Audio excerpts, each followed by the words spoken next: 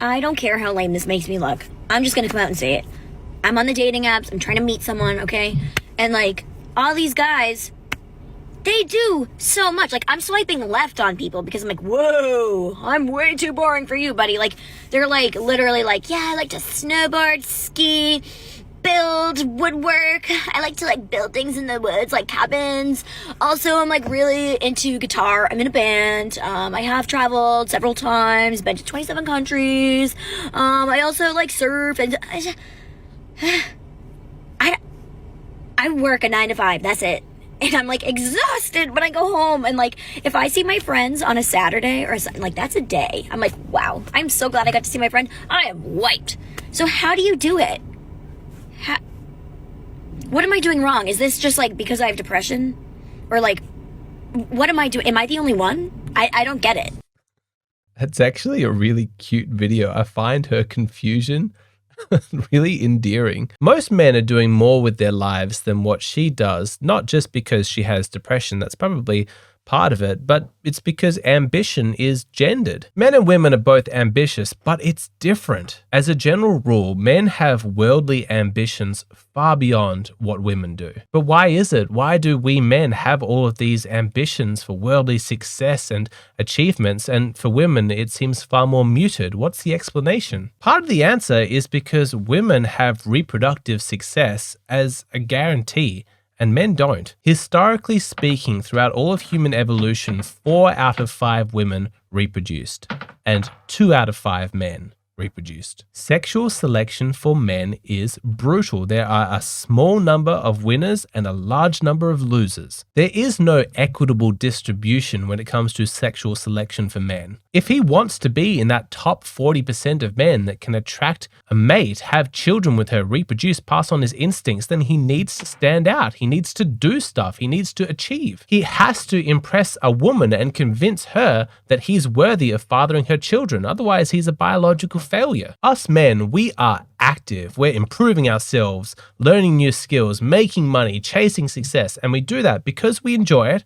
Absolutely, but it's also because we have strong instincts telling us that we need to achieve. We need to channel our ambition and become the best possible versions of ourselves, because if we don't, then we're not going to reproduce. All of our male ancestors who did not have that instinct for ambition, they didn't reproduce. They didn't rise high enough in achievements and status to be able to attract a woman. But this is how sexual selection works. When men who are ambitious and who have achieved a lot are getting laid more often and fathering more children, evolution takes notice and starts to reinforce that trait. And so the entire male population of this planet right now, we're all descendants of ambitious men. The non-ambitious men, they didn't make it. Now, from listening to this evolutionary psychology explanation, you're probably concluding that for men, ambition is a good thing, and you're correct. It is a core tenet of masculinity. Men should have ambition. If you want to be masculine, you've got to tap into that inner desire to build, to create, to achieve. That energy is a very potent force for making change in this world, and also,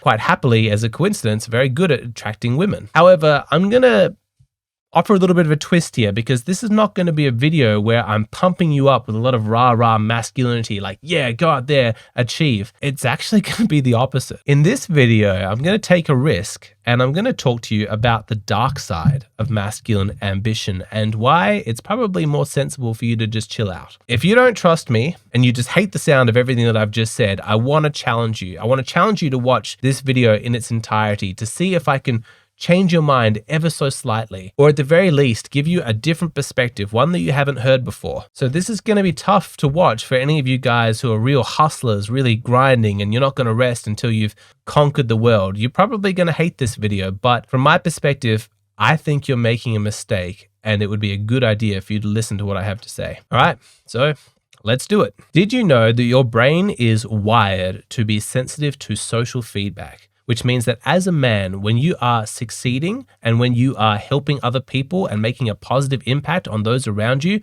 your brain takes notice of it and it starts to feel really, really good. It's dumping pleasure chemicals on you, reassuring you that you're a person of status, a person of worth. You think, I have a lot of influence. People are better off for knowing me. I improve people's lives. And if that's true, your brain will respond by giving you self-esteem. That's sort of the biological basis of it, knowing that you are a worthy contributor to the tribe and people look up to you. That makes you feel good. Now, it stands to reason that if you're a positive influence on 10 people, then you feel this much happiness. But if you're a positive influence on 20 people, you're going to feel twice as much happiness. And if you're a positive influence on 100 people, you're going to feel 10 times more happiness. And so a lot of men have concluded that it makes a lot of sense to be a political leader, a business tycoon, a celebrity, because these are the people who have the biggest reach. They can positively influence millions of people's lives, and then they're just going to be insanely happy. It sounds logical, right? But it doesn't work that way, because here's the thing is your brain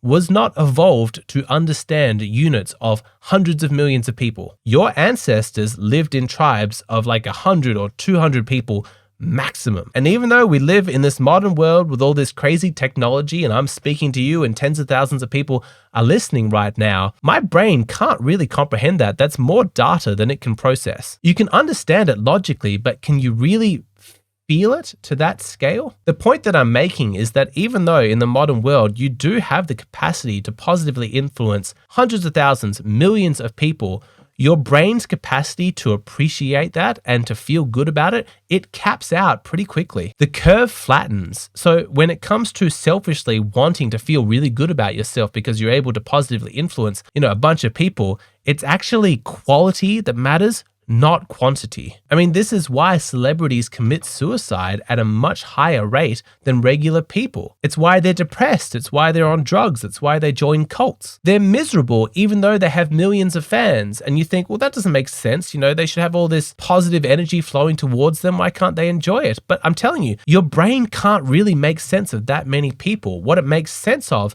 isn't the millions of fans around the globe. It makes sense of the people in your immediate surroundings. And who are celebrities surrounded by? Scummy agents and managers trying to extract all their money from them, people looking for favors, people looking to borrow some of their money and influence. They've got all these people sponging off them and their brain is like, God, my life sucks because look at all the people around me. That's the information that it pays attention to. I have some firsthand experience of this because while I'm not a celebrity, my videos have been viewed like 70 million times, which is more than the population of the UK or France. That is a disgustingly large number of people who've seen my face, who've heard my voice. With all the words that I've spoken and sent out into the internet, I imagine that I've probably had a pretty big effect on a lot of people's lives. Do I feel that? I mean, not really. 70 million? My brain can't comprehend that. I do get a rush of happiness and satisfaction when you guys reach out to me on Patreon or Hey Hero and you say, hey, Alexander, man, I really like your content. It's helped me a lot. That makes me feel good. That's real. But truthfully, it fades. It fades pretty quickly. I understand that there's a real person on the other side of the globe who's written to me, but it's a bit too abstract for my brain to really sink its teeth into and then generate self-esteem based off that. I can't really rely on it. I imagine that if my videos reach 80 million views or 100 million views, I'll probably feel the same. So what does my brain pay attention to? The relationships in my real life, the people who are physically in front of me, who I can see, who I can connect to, who I can relate with, who I can emote with. The people in my real life are my priority because I'm a selfish person. I want to be happy on this planet. I want to have a good life. And as far as I can tell, paying attention to those real relationships, the people in my life, that's my best bet. You might ask the question, what's a better use of your time, Alexander? Creating a video that's going to be seen by 50,000 people and improve their lives and feeling good about yourself because you did that?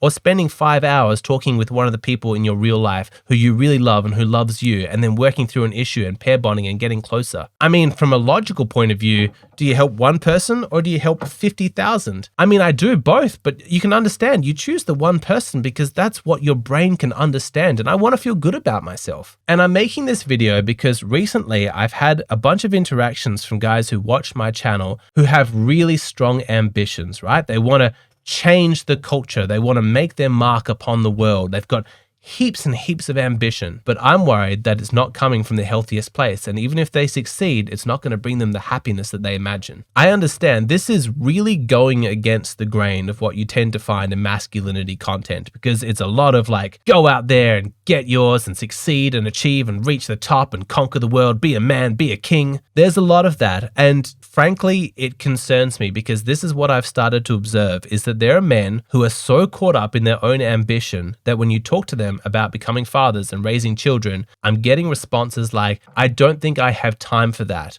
Being a parent is just going to distract me from my purpose. Now, let me be absolutely clear. As a man, a masculine man, you should have a purpose. You should have a direction. You should have things that you want to achieve. That's a good thing. But what I'm talking about is balance. And if you think that having like a relationship with a high quality woman who loves and adores you and having children with her, children who look up to you, respect you, if you think that that family life is going to detract from your happiness because it's sucking away your masculinity, I think you're out of balance. Understand that life is made up of two things: creation and contemplation. Yes, there is the creation side of life, the achievement, making things, creating things. But a life of pure creation never actually takes the time to actually contemplate what it is that you've created, to actually feel some pride, some happiness, to enjoy what it is that you've done. We need to learn the lessons of the people who've come before us, our elders. And I'm telling you, there's very few men on their deathbed saying, I really wish I'd made an extra $200,000. Then I would have felt complete. Maybe if I'd just gotten one more promotion at work, then my life would have been satisfied and happy. No, what you tend to hear people say at the end, and they're reflecting back on their life, is that they wish they'd spent more time in contemplation. I wish I'd spent more time with my children. I wish I'd told my wife that I loved her more often. I wish I'd just go and walked barefoot on the grass or climbed a tree, gone on holidays, read great books. People regret not enjoying life to the full force that they feel like they could have. We saw some examples of that in my course. But Alexander, you don't understand. I want to be a king. Yeah, I get it. That instinct is somewhat healthy. I'm not going to shame you for having that. But what I'm saying is that as a man who wants to be a king and wants to be happy, you need to focus on quality, not quantity. You want to feel like a king? How about finding a high-quality woman who loves and adores you, who's completely devoted to you, who's nice to you every single day and treats you like a king? How about you raise children to have good values, who love and adore you and respect you and are excited to spend time with you and seek you out for your opinion because they have such a high estimation of you? Within your own household, within your life, you will be a king. You don't need to be king of the entire world. You just need to be king of your life. And it's sad to me that in this new generation of like hyper masculine achievement, that idea of just being like the king of your own life, to some men, that doesn't seem like it's enough. Yeah, I could be respected at work and I could have a loving wife and children who adore me, but that's not enough. I need more than that. I need to be a CEO. I need to be famous. I need to be a politician. I gotta say, I think that that's nuts. I actually think it's incredibly tragic. And let me tell you this, that chasing the fame, chasing the success, in some ways is the easy option, right? Like, do you know it's actually pretty difficult to find a high quality woman? Do you know parenting is really hard to actually raise well-adjusted children? If you manage to succeed in that, if you're genuinely king of your own life, and even though you're not known to like the masses out there, your community, your family who know you, they all love you and they respect the hell out of you. I'm telling you, I think for some guys, that's actually the way harder thing to achieve.